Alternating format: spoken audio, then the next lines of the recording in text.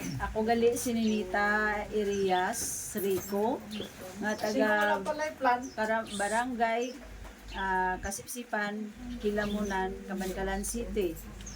Ang ako nga nabatyagan ang akong tuhod. Hindi ako kalakat kabug at itikang. Sa pag-abot nila ni doktor diri sa akon, gin ko nila ko, gin-encourage sila ko nga ano ko no sa ilang nga mga product. Kasi nag-try ako, tapos si doktor gin-massage niya ako. Wala ko ginpaabot nga amo ni gingamit sa Ginoo si doktor nga makalakad ako sang tarong. Kagin painom niya ako sang amo ni nga herbal, herbal ni nga ginpaano sa ako gog pamanyos.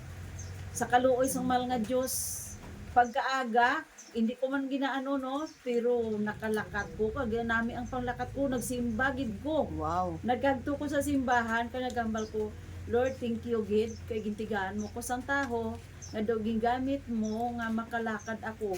Subong nagabakiron ako sa amon Karabaw, dulhugon pa na taklaron, takla dulhog. Pero subong kaluyan. Ari ginsikan ano naman ko ni Dok. Kag kanami sa akon pamatyag kamag-an. Kaysa paghika pag abot nila ni Dokya daw hindi ako kalakat, gakiang-kiang ako. Pero sa kaluoy sang mahal nga Dios, do pila lang kani ka amo sini nagamit ko. Nag-auki na akon pang lakat, amo na subong testimony ako ya sa mga friend ko man, sa mga kalapit ko man, mga kilala ko, nga kabay man, makamu man, makakuha man kamo sini kay kanami gid sa ila product. Gamito nyo man ini, pangpatak nila sa mata, kanamit man, pampanyos nila, okay gid. Kabay nga, madamo pa sila sa mabuligan, pareho man sa akon. Sa una, wala ko negative sa mga medicine, wala ko gakuan, herbal lang, panyos. Pero subong nakuan ko gigyan, na-propog sa akong ulingon, kay gahining na ning akong tuhod.